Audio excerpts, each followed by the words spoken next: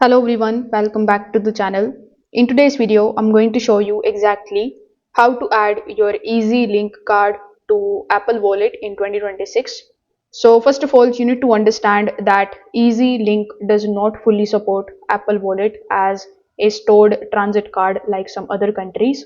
You can just simply open your wallet application, then tap on this plus icon on the top right hand corner of the screen.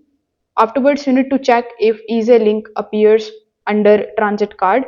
Now, in most of the cases, you won't see it, and that's normal as of 2026. So instead of adding Easy Link directly, Singapore supports contactless payments via Apple Pay. So you can just simply open the settings of your iPhone. Over here in the settings, you just have to scroll down, then tap on the option of wallet. Now, when you are here inside the wallet, tap on the option of add card. Then you need to add your credit or debit card. Enable express transit mode if it is available. Then tap your iPhone at MRT or bus gates.